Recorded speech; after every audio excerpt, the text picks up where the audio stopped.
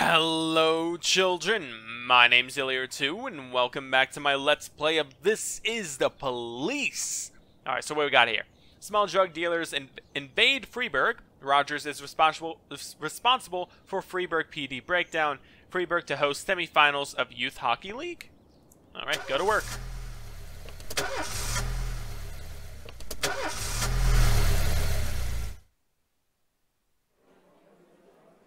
Mr. Boyd, alright, this is the hearing. So, Mr. Boyd, why did you send your officers to the feminist protest? It's my job if feminists prove a threat.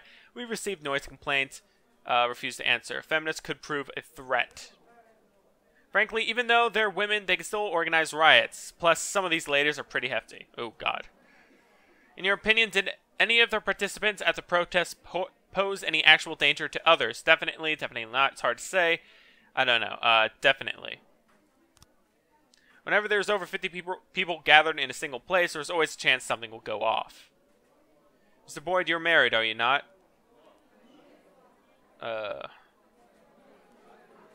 It's none of your... I would say it's none of your business.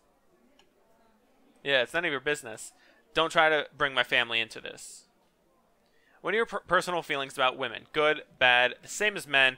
That's an improper question. Well... I mean, I'd like to say the same as men, because I do have female officers that are pretty damn good, so yeah. As far as I'm concerned, they're the same as men. Some women are great, and some I don't much care for. Mr. Boyd, did you give the orders to suppress the protest by force? Yes, or blame City Hall? Oh, God. This could really screw us over.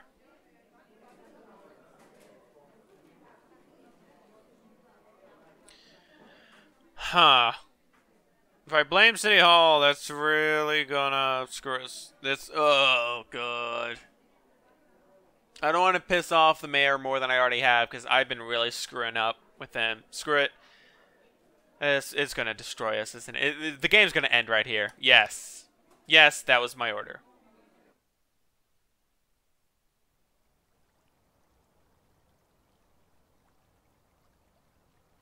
In my new role as corrupt official, I had to give up some of my favorite habits. I couldn't turn off my phone when my head ached. Couldn't sleep till noon on Saturday and let the rest of HQ take up the slack. No more days off to go fishing.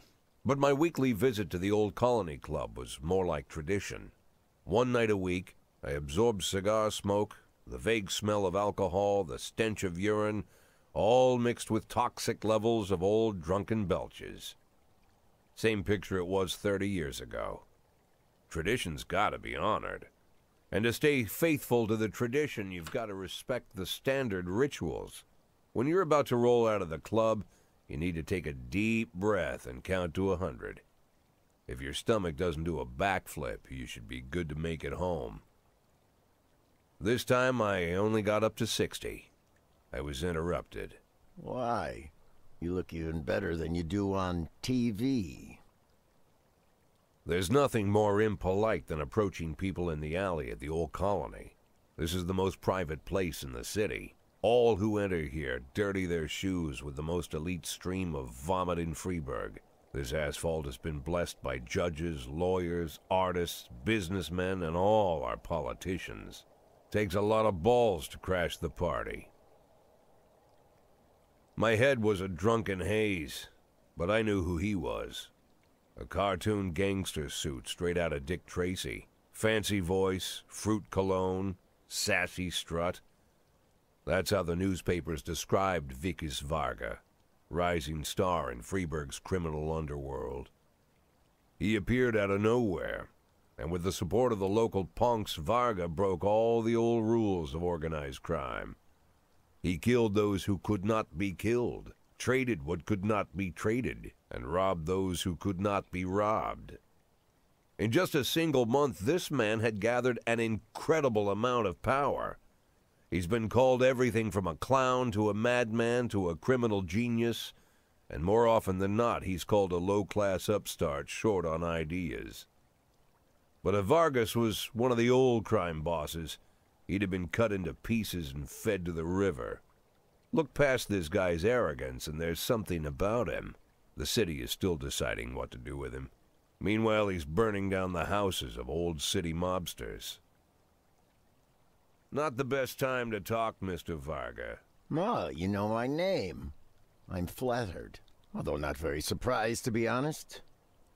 I might be a little short on manners. Like they say in your fair city, with the right manners, you can go anywhere. Well, I don't want to go anywhere. I want to stay right here.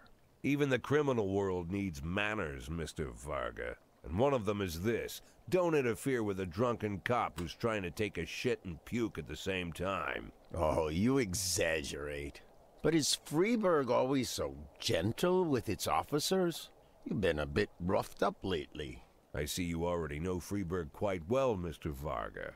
Well, I love to learn and look around. But I do know that the inhabitants of this fair city should be friends, Jack. Maybe it's true I don't have the best manners. After all, it's only polite for friends to share their phone numbers.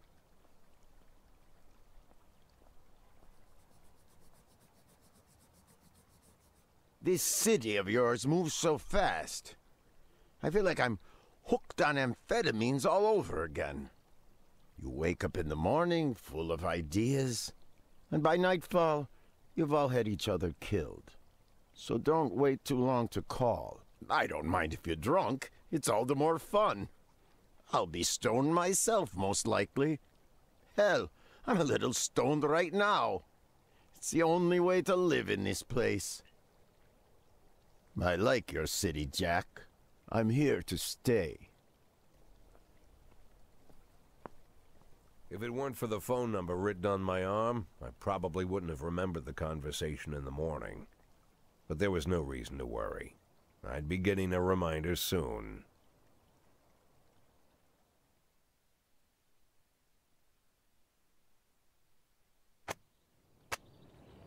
Okay, let's see what this is. Greek priest to be appointed head of Freeburg Orthodox Church. Orthodox priests bribe mayor, and students volunteer to help farmers. Alright, go to work.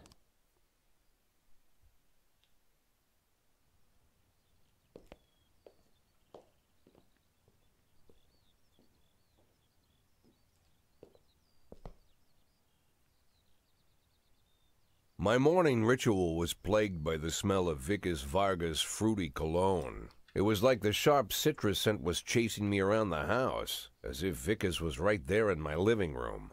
When I finally realized the smell was coming from a big basket of oranges, it didn't put me any more at ease. I'd opened my door to lots of threatening mail, evidence of criminal wrongdoing, even a dead ferret or two. But fruit? Never.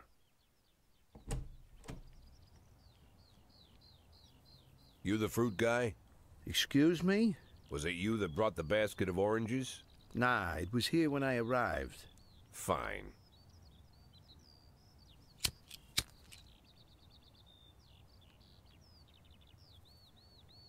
So who are you?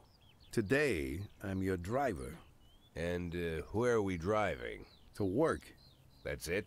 Yeah, we have to make an important stop along the way. Where? The ranch. What ranch? Just the ranch. Fine. The morning seemed surreal, and I took in the magic. Why wreck it with meaningless chatter? As my tight-lipped chauffeur drove an hour through God knows where, I started to feel like I was in the middle of a bad dream, probably lying bloody and concussed in the alley behind the old Colony Club, my nose buried in a rotten orange peel. But no, this was no dream. The silence was real, the sound of the engine was real, the dust was real enough too. And there was the ranch over the horizon. It all seemed familiar. The Sand family's overbearing mansion has been the talk of the headlines for decades, but few have managed to get closer than a few miles. I guess I'm just lucky.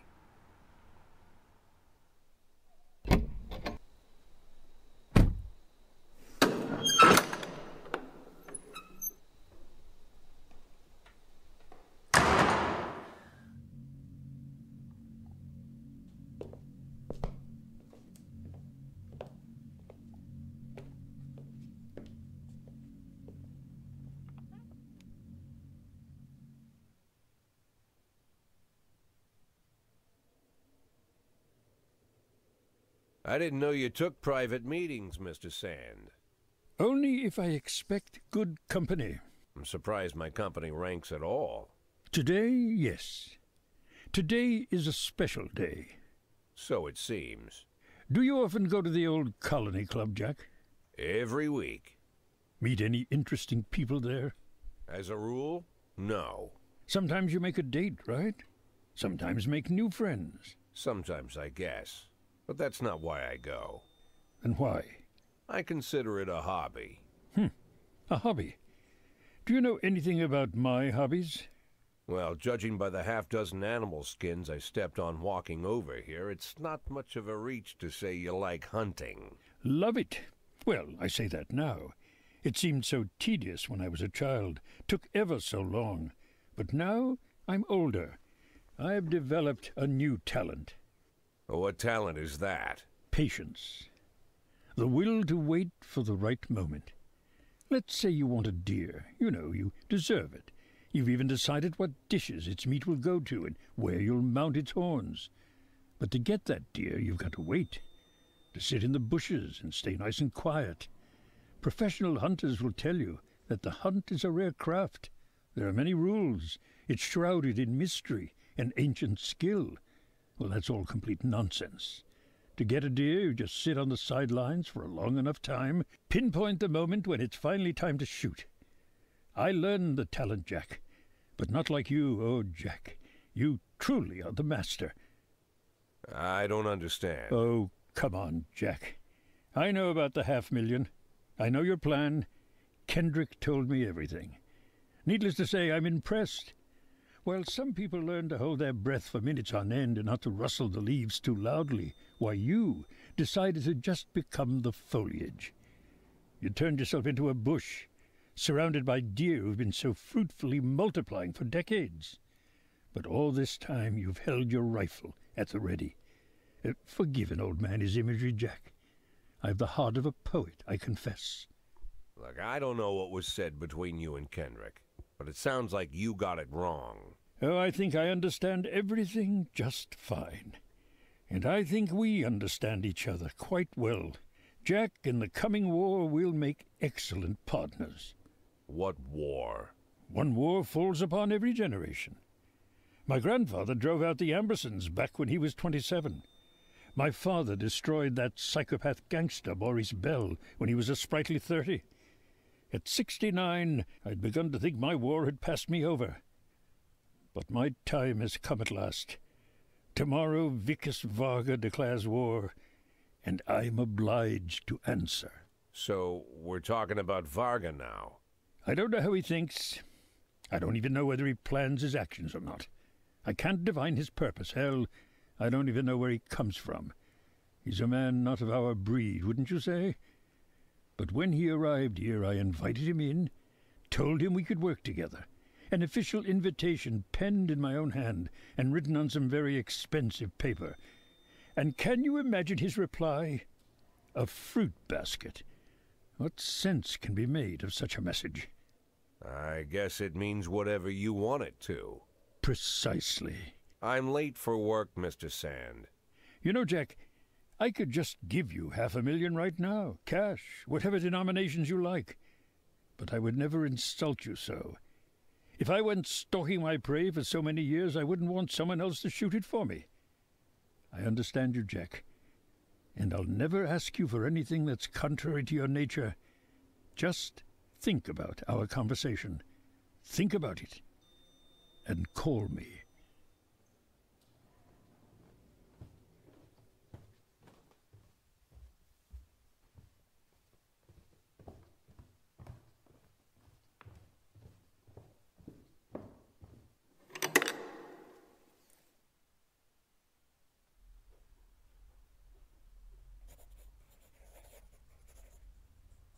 Like I said, it's a whole new life, and I've had to give up some old habits.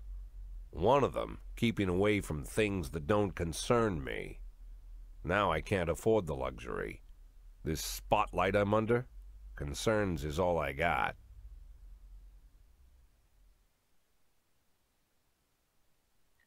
Huh. So I have to choose either one. I can't just choose the get out. Great. Awesome. Well, I mean, it's already halfway through the episode. Might as well have a very big decision here. So...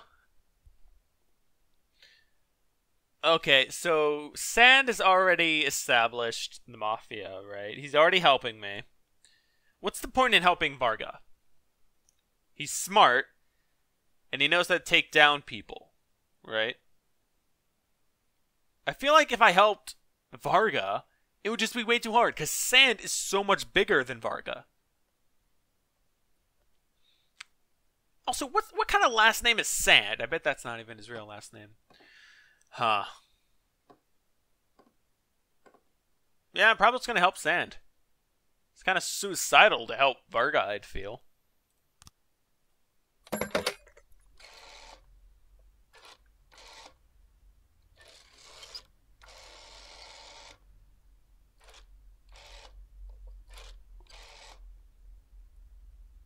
Tell him it's Boyd.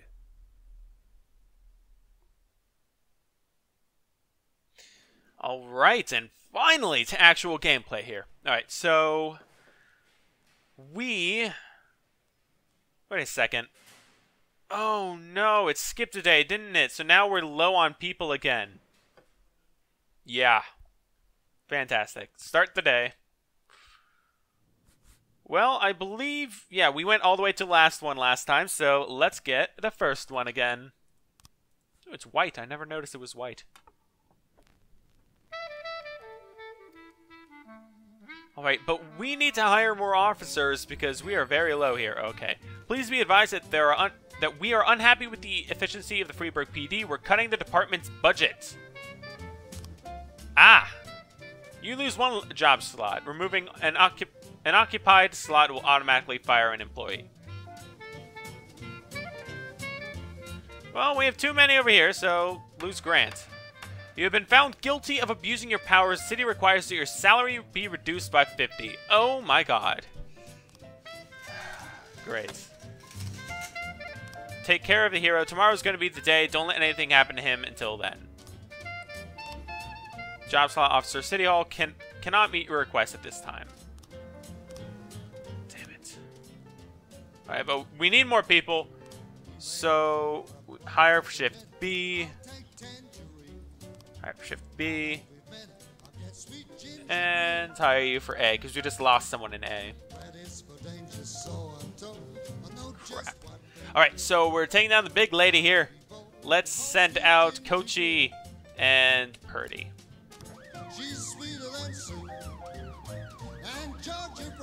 It's a good song. Oh, it's not going good. We may fail. It's only 12 days in. I'm already feeling like we're going to fail. Oh, that's a big one. Received a call from club manager who says that a brawl broke out in the main hall involving over 20 men. Security are keeping back because some of the combatants are carrying knives. Several wounded are already lying on the dance floor, but no one knows why the mayhem broke out. Alright, come on. Catch the boss. Yes! Offender is caught. Awesome. Jin Yang. Eliminate the gang. You destroyed this gang. Got 20,000. Sweet. Alright, get back. Come on. We may actually send in SWAT. Yeah, we're gonna have to send in SWAT for that one. There's just too many. Alright, they are back now. Send out Yancey, Purdy, Forbes, and Austin, and send out SWAT as well. And the paddy wagon. Make sure no one gets hurt, no one dies. We're all good. We have another assault. Two teens walking their dog got into an argument, and eventually one of them unleashed the dog on the other. The police were called by the girl who was riding her bicycle nearby. Great. All we have is Kochi and Asano. She's just a dancing queen. Screw it, send them. Sweet ginger swing, sweet ginger green. Alright, and how'd this go? It has to go well. I was trying to raise 10-1, Sergeant Hotspot. We can't send anyone. We have to refuse. How'd it go? Offender caught. Officers unharmed. Civilians unharmed. See, you didn't need it. You were fine. We lost the SWAT, though. Uh-oh. Homicide. Parishioner Maria Serpentine reported the sound of gunshots inside the church. A bearded man in a hat entered the confessional, and then a minute later I heard a few gunshots. Then the man calmly left the booth, took off his hat and crossed himself and sat down on a pew. I think he's praying. Alright, well, we gotta wait for these officers to come back.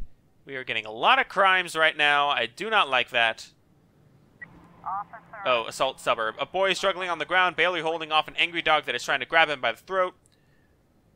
Hit the dog with a taser? I don't want to hurt the puppy. Pull on the dog's collar, fire shots in the air, hit the dog with the taser. Dog let the boy escape, and its owner starting to flee. Run after him, order the teenager to halt. Borrow the bicycle. Run after him. Offender caught, officers unharmed. Great. Everyone's okay. Alright, now get over there, guys. Yancey, Purdy, Forbes, Austin. Dang it, this better not be a false call or something. We can't afford to fail anymore. We lose any more, damn it. Attempted murder. Well, all we have is Kochi and Asano.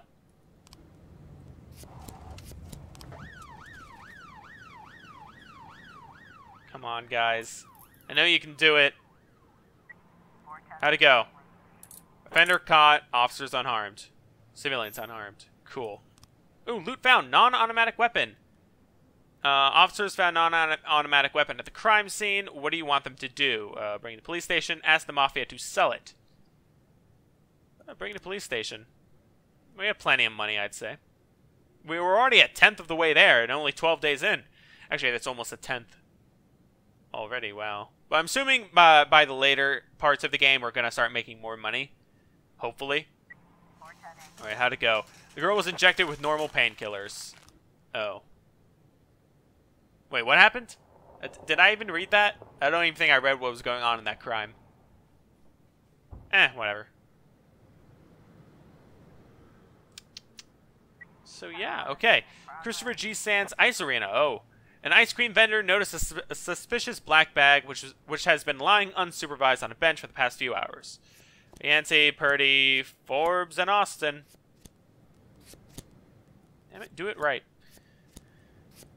Austin, go ahead. We have Kochi and Asano back, so should be safe for one more crime as long as it's a small one. Please let it be a small one. Please let it be a small one. Alright, they're there. How'd it go? Officers armed the scene and observed that there is something moving inside the black bag. Oh, okay, it's gonna be like a puppy. Stay back until the bomb squad arrives. Shoot the bag until it moves. Open the bag. Stay back. Offender caught. Officers unharmed. Civilians unharmed. Well, what was it? What was it? It's gonna bug me. Why would you shoot? I swear, it's gonna be like a puppy or something inside of there, and you'd shoot it, and oops, it's just the puppy. That would be sad. Alright, and the day is over. Cool. It's not that bad of a day. We actually survived somehow. Alright, end the day here. And another checkpoint. Alright, but sadly, this is where I'm going to have to end this episode. I know we only got through one day, but wow, big decision here. The war is starting. I don't like that. And our pay was cut back. We lost another officer. I don't know. I'm not playing this as well as I should, I think. But anyways, thank you guys so much for watching. I've been Illyria2, and I'll see you guys in the next episode. Goodbye.